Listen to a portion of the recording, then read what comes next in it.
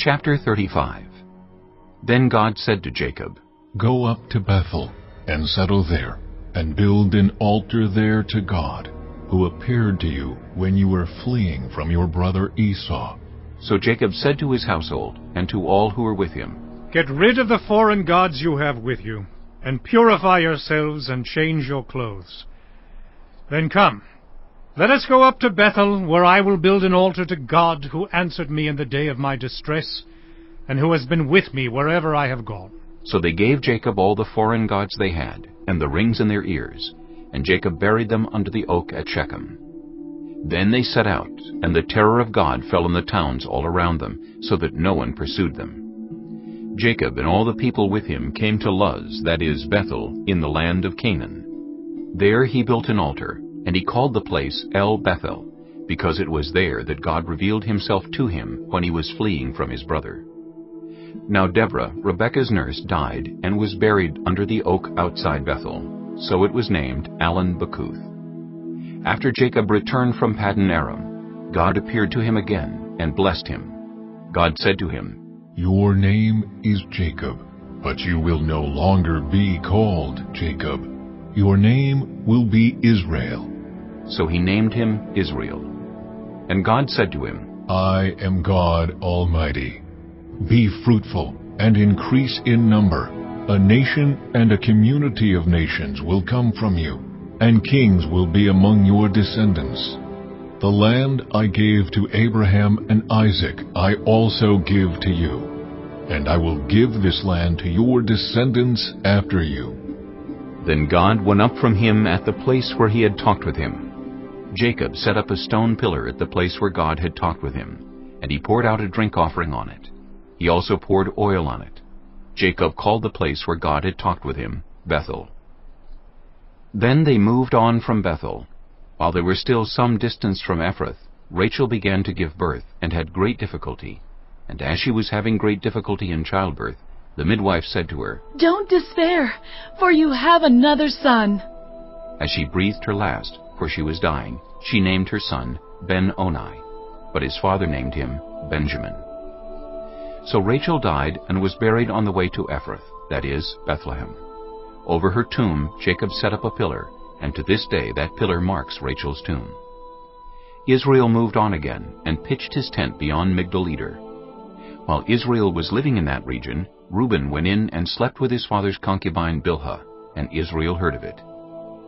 Jacob had 12 sons, the sons of Leah, Reuben, the firstborn of Jacob, Simeon, Levi, Judah, Issachar, and Zebulun.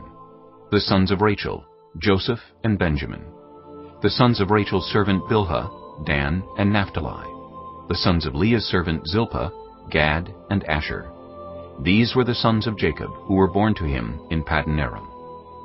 Jacob came home to his father Isaac in Mamre, near Kiriath Arba, that is, Hebron, where Abraham and Isaac had stayed. Isaac lived 180 years. Then he breathed his last and died, and was gathered to his people, old and full of years. And his sons Esau and Jacob buried him. Chapter 36. This is the account of the family line of Esau, that is, Edom. Esau took his wives from the women of Canaan: Adah, daughter of Elon the Hittite, and Aholibamah, daughter of Anah, and granddaughter of Zibeon the Hivite. Also Basemath, daughter of Ishmael, and sister of Nebaioth. Adah bore Eliphaz to Esau. Basemath bore Reuel, and Aholibamah bore Jeush, Jalem, and Korah. These were the sons of Esau who were born to him in Canaan. Esau took his wives and sons and daughters, and all the members of his household, as well as his livestock, and all his other animals, and all the goods he had acquired in Canaan, and moved to a land some distance from his brother Jacob. Their possessions were too great for them to remain together. The land where they were staying could not support them both because of their livestock. So Esau, that is Edom, settled in the hill country of Seir. This is the account of the family line of Esau, the father of the Edomites in the hill country of Seir. These are the names of Esau's sons: Eliphaz, the son of Esau's wife Adah, and Reuel, the son of Esau's wife Basemath. The sons of Eliphaz: Teman, Omar, Zepho, Gatam, and Kenaz. Esau's son Eliphaz also had a concubine named Timnah, who bore him Amalek. These were grandsons of Esau's wife Adah.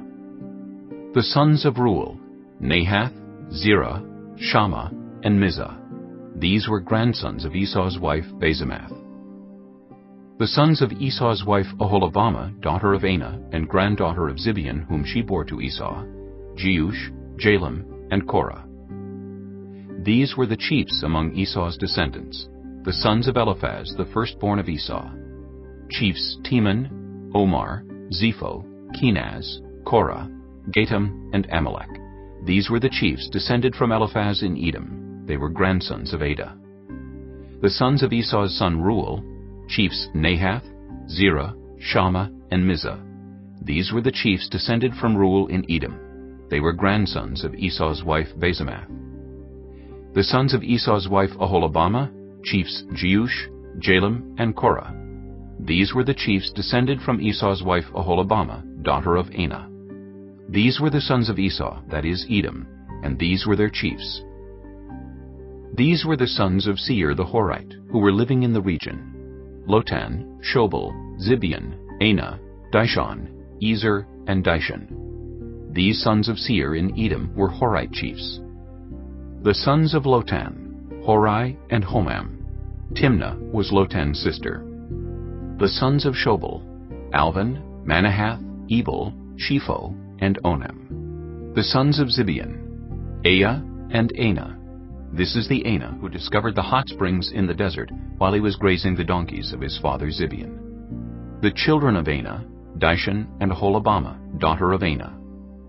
The sons of Dishon, Hamdan, Eshban, Ithran, and Kiran. The sons of Ezer, Bilhan, Zaavan, and Achan. The sons of Dishan, Uz and Aaron. These were the Horite chiefs: Lotan, Shobal, Zibeon, Anah, Dishon, Ezer, and Dishon. These were the Horite chiefs according to their divisions in the land of Seir. These were the kings who reigned in Edom before any Israelite king reigned. Bela, son of Beor, became king of Edom. His city was named Dinhabah. When Bela died, Jobab, son of Zerah, from Basra, succeeded him as king. When Jobab died, Husham from the land of the Temanites succeeded him as king. When Husham died, Hadad, son of Bedad, who defeated Midian in the country of Moab, succeeded him as king. His city was named Avith. When Hadad died, Samlah from Masrekah succeeded him as king. When Samlah died, Shaul from Rehoboth on the river succeeded him as king. When Shaul died, Baal-Hanan, son of Akbor, succeeded him as king. When Baal-Hanan, son of Akbor, died, Hadad succeeded him as king. His city was named Pau, and his wife's name was Mehetabel, daughter of Matred, the daughter of Mezahab. These were the chiefs descended from Esau by name, according to their clans and regions: Timnah, Alva, Jetheth, Oholibamah, Elah, Pinon, Kenaz, Teman, Mibzar, Magdiel, and Iram. These were the chiefs of Edom, according to their settlements in the land they occupied. This is the family line of Esau, the father of the Edomites.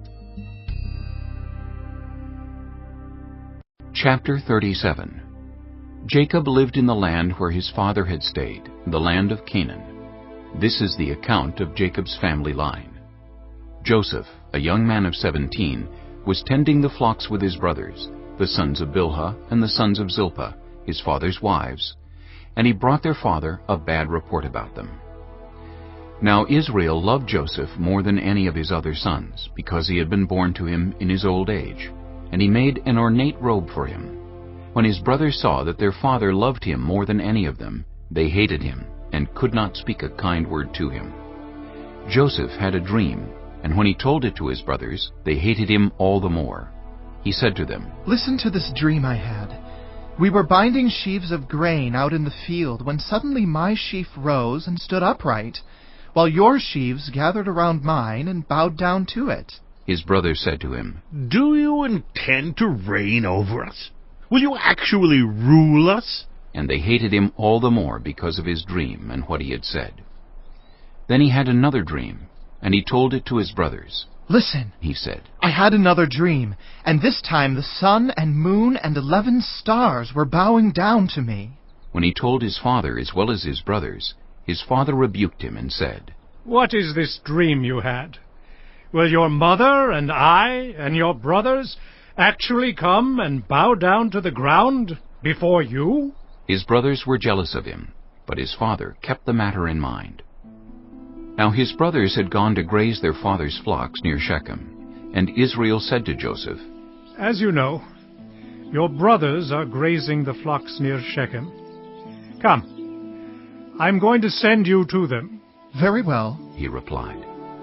So he said to him, Go and see if all is well with your brothers and with the flocks, and bring word back to me. Then he sent him off from the valley of Hebron. When Joseph arrived at Shechem, a man found him wandering around in the fields and asked him, What are you looking for? He replied, I'm looking for my brothers. Can you tell me where they are grazing their flocks? They have moved on from here. the man answered. I heard them say, Let's go to Dothan.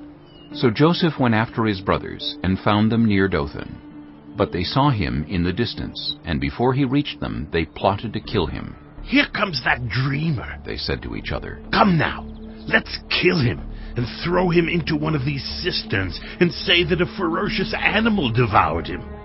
Then we'll see what comes of his dreams. When Reuben heard this, he tried to rescue him from their hands. Let's not take his life, He said, Don't shed any blood. Throw him into this cistern here in the wilderness, but don't lay a hand on him. Reuben said this to rescue him from them and take him back to his father. So when Joseph came to his brothers, they stripped him of his robe, the ornate robe he was wearing, and they took him and threw him into the cistern. The cistern was empty, there was no water in it. As they sat down to eat their meal, they looked up and saw a caravan of Ishmaelites coming from Gilead. Their camels were loaded with spices, balm, and myrrh, and they were on their way to take them down to Egypt. Judah said to his brothers, What will we gain if we kill our brother and cover up his blood? Come, let's sell him to the Ishmaelites and not lay our hands on him. After all, he is our brother, our own flesh and blood. His brothers agreed. So when the Midianite merchants came by, his brothers pulled Joseph up out of the cistern and sold him for 20 shekels of silver to the Ishmaelites, who took him to Egypt. When Reuben returned to the cistern and saw that Joseph was not there, he tore his clothes. He went back to his brothers and said, The boy isn't there. Where can I turn now? Then they got Joseph's robe, slaughtered a goat, and dipped the robe in the blood. They took the ornate robe back to their father and said, We found this. Examine it to see whether it is your son's robe. He recognized it and said, It is my son's robe. Some ferocious animal has devoured him. Joseph has surely been torn to pieces. Then Jacob tore his clothes, put on sackcloth, and mourned for his son many days. All his sons and daughters came to comfort him, but he refused to be comforted. No, He said, I will continue to mourn until I join my son in the grave. So his father wept for him. Meanwhile, the Midianites sold Joseph in Egypt to Potiphar, one of Pharaoh's officials, the captain of the guard.